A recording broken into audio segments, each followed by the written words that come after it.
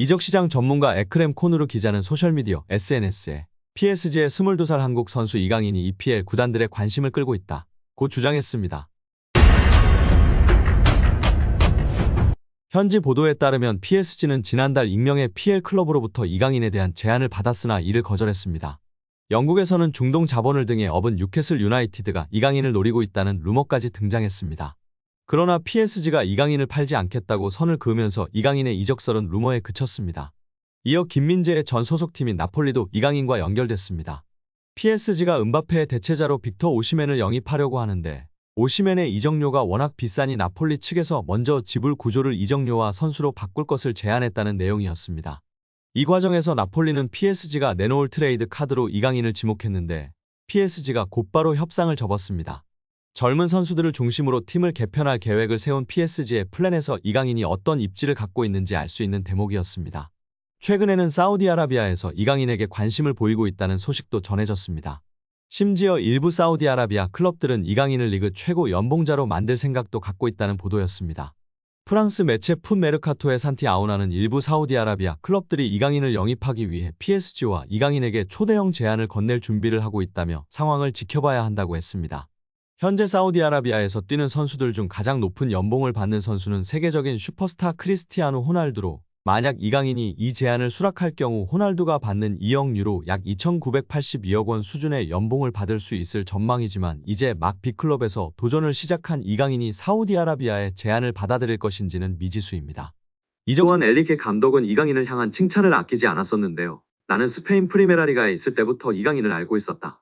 이강인은 무언가 다르다. 아주 특별한 선수다. 이강인은 미드필더와 공격수를 모두 소화할 수 있다. 우리 방식이 아주 잘 맞고 공이 있을 때나 없을 때나 영리하다. 다재다능하고 체력적으로 강하며 기술까지 뛰어나다. 나는 이강인과 함께할 수 있어 아주 기쁘다고 극찬했었습니다. 여기에 이강인이 올 시즌 파리 생제르맹에서 깜짝 놀랄 활약을 펼칠 선수가 될 거라는 현지 매체 전망이 나오며 화제입니다. 프랑스 매체 르텐스포츠는 PSG, 루이스 엘리케의 새로운 놀라움, 지난 시즌 비티냐, 브래들리 바르콜라와 같은 몇몇 PSG 선수들은 엘리케 감독 지휘 아래 완전히 폭발했다. 이번 시즌 엘리케가 다시 어린 선수 중 하나를 크게 향상시킬 수 있을까? 나는 이강인이 올 시즌 놀라운 활약을 펼칠 가능성이 있다고 전했습니다. 매체는 PSG가 이렇게 젊었던 적은 없었을 것이다. 유럽 축구 연맹 챔피언스리그에 참가한 PSG는 활력이 넘치며 무엇보다도 유망한 팀으로 구성됐다.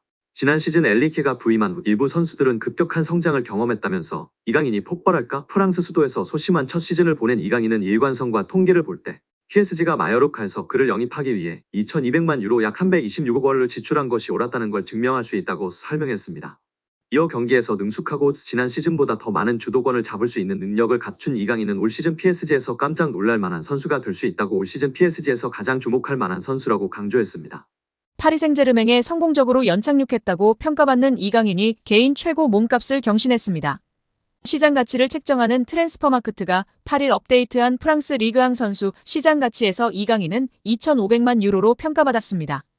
지난해 12월 2,200만 유로에서 300만 유로가 오른 금액입니다. 지난 니스와 경기에서도 빛났는데요. 팀이 0대1로 끌려가자 루이스 엘리케 감독은 후반 시작과 함께 이강인을 교체 투입했습니다. 축구 통계 매체 풋몹에 따르면 이날 이강인은 평점 7.2점을 받았으며 태클 성공률 100%를 자랑했다. 또한 패스 성공률은 91%였으며 이번에 기회를 창출했습니다. 준수한 활약에 현지 팬들의 극찬이 이어졌습니다. PSG 팬들은 이강인을 선발로 써야 한다. 그는 이번 시즌 초반 최고의 PSG 선수다라는 등 찬사를 쏟아냈습니다. 이강인의 가치는 이날 경기에서만 한정되지 않는데요. 축구 통계 매체 후스코어드닷컴에 따르면 이강인은 이번 시즌 현재까지 총 7개의 키패스를 기록했습니다. 니스전을 포함해 총 423분을 소화한 이강인은 90분당 3.6개의 키패스를 기록했으며 이 기록은 리그앙 1위, 유럽 5대 리그 선수 중에선 7위의 기록입니다. 이강인의 위에는 부카요 사카, 케빈 데 브라위너 등이 자리했습니다. 놀랍게도 리그앙에서 키패스가 가장 많지만 이번 시즌 이강인은 어시스트가 하나도 없는데요. 이강인의 패스를 받은 동료들이 제대로 마무리하지 못하고 있다는 것으로 해석할 수 있습니다. 여기에 이강인 선수가 언젠가 잉글랜드 프리미어리그 무대를 밟게 될까요? 이적 시장 전문가 에크렘 코누르 기자는 소셜미디어 SNS에 PSG의 22살 한국 선수 이강인이 EPL 구단들의 관심을 끌고 있다 고 주장했습니다. 코누르 기자는 유럽 축구 이적 소식을 주로 다루는 전문가 중 하나인데요. 기자는 이강인이 어느 구단에 관심을 받는지 밝히지는 않았습니다. 다만 이강인은 PSG 이적 전에도 다수 구단의 관심을 받았는데요. 특히 우나이 에메리 감독이 이끄는 에스턴 빌라와 에디 하우 감독의 뉴캐슬 유나이티드가 이강인 영입에 흥미가 있었던 것으로 알려졌습니다. 코누르 기자의 주장이 사실이라면 과거 이강인을 영입 후보로 올려놨던 팀들이 여전한 관심을 보이고 있을 가능성이 있습니다. 혹은 그간 이강인의 행선지로 거론되지 않은 새로운 팀이 갑작스레 관심을 보인 것일 수도 있습니다. 물론 이강인을 원하는 팀이 나타나도 팀을 옮길 가능성은 매우 작아 보입니다. 더구나 PSG와 계약도 2028년 여름에 만료되는 상황입니다. EPL의 관심 자체는 이강인에게 좋은 소식인데요. 몇몇 EPL 구단은 이강인이 잉글랜드 무대에서 충분히 경쟁력을 보일 수 있다고 판단한 것이기 때문입니다. 뿐만 아니라 감사를 통해 협회의 방만 경영도 도마에 올랐습니다. 협회는 선임 위촉한 부회장, 분과위원장, 분과부위원장 등 비상근 임원 44명 중 34명과 자문 계약을 맺고 2021년부터 2024년 8월까지 개인별로 연간 1,200만 원에서 3억여 원까지 총 28억여 원을 급여성 고정 보수로 방만하게 지급한 것으로 드러났습니다. 자문료는 자문 내역에 따라 지급해야 하나 자문 내역에 대한 관리 없이 계약 기간 동안 매월 고정적인 자문료를 정액 지급해 사실상 급여처럼 운영한 것으로 파악되는데요. 문체부는 협회가 맺은 자문 계약은 비상근 임원의 해당 직위 또는 비상근 임원 선임 시 담당하게 되는 전문 분야에 대한 것으로 구체적인 자문 역할과 과업 없이 활동 실적도 미진하고 자문 필요성도 인정하기 어려웠다고 밝혔습니다. 심지어 일부는 자문 계약 기간이 종료되었거나 직무가 정지된 기간이었음에도 자문료를 부적정하게 지급한 사실이 확인됐습니다. 또한 축구 지도자를 대상으로 한 강습회 운영에서도 불공정한 사례가 적발됐습니다. 협회는 2020년부터 아시아 축구연맹이 인정하는 지도자 자격증 중 최고 등급인 P급 자격증을 발급하는데요. 국가대표를 비롯해 프로 1부 리그 감독직을 수행할 수 있는 P급 지도자 강습회를 2021년부터 운영하고 있습니다. 문체부가 P급 자격증 발급의 공정성을 살펴본 결과 2022년 P급 강습회의 실기시험에서 70점 미만인 수강생 6명은 불합격 처리해야 함에도 합격으로 처리해 자격증을 발급한 것으로 파악했습니다. 지난해 P급 강습회에서는 결석률이 10%를 초과할 경우 재강습 기회를 부여할 수 없음에도 수강생 2명에게 재강습 기회를 부여했습니다. 올해 P급 강습회 입과자 선정 시 지도 경력 점수 산정 과정에서 A급 자격증 취득 후 18세 이상 전문 등록팀 경력만 배점에 적용하도록 하고 있는데 18세 미만의 전문 등록팀 경력도 적용하는 등 점수 5산정으로 합격자 3명이 뒤바뀌는 결과를 초래하기도 했습니다. 협회는 2022년 7월 P급 수강생 선정 세칙을 개정하면서 수강 신청 기본 요건 중 지도자 경력 조건과 결격 사유 결정 방식을 부당하게 변경한 것으로도 밝혀졌습니다. 지도자 경력 요건을 AFC 어급 취득 후 지도 경력 최소 3년 이상자에서 AFC 어급 취득 후 3년 경과자로 완화해 개정함으로써 필수로 준수해야 하는 상위 규정인 AFC 코칭 규정의 AFC 어급 취득 후 지도 경력 최소 1년 이상자의 지도자 경력 필수 조건을 위반했습니다.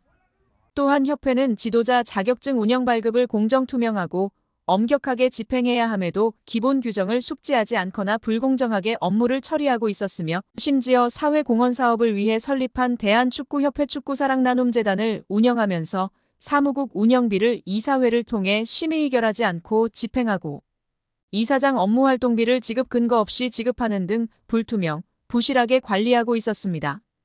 아울러 축구인과 축구팬들의 개인정보를 관리하는 통합경기정보 시스템, 대표팀 경기 티켓 판매 관리 등의 시스템을 운영하면서 개인정보 처리자의 식별정보, 접속 일시, 접속지 정보 처리 내역 등의 접속 기록을 제대로 보관하지 않았고 월 1회 이상의 점검도 하지 않아 개인정보 유출 등 침해 사고 발생 시 책임 추적성을 확보하지 못하는 등 시스템을 안일하게 관리하고 있음이 드러났다고 문체부는 밝히며 축구팬들의 분노가 들끓고 있습니다.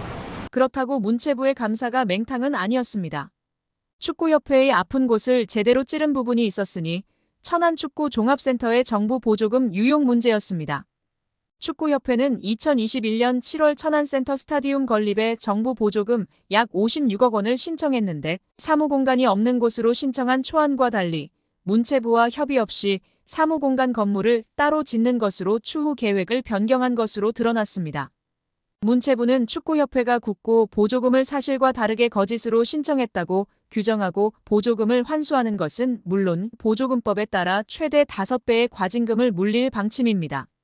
이렇게 되면 축구협회는 최대 300억 원에 이르는 돈을 부담해야 하는 처지가 되는데 천안축구센터 건립을 위해 하나은행과 615억 원 한도의 대출 계약을 약정하는 등 이미 막대한 채무를 지고 있는 축구협회의 재정 상황에서 결코 가볍게 볼 일이 아닙니다.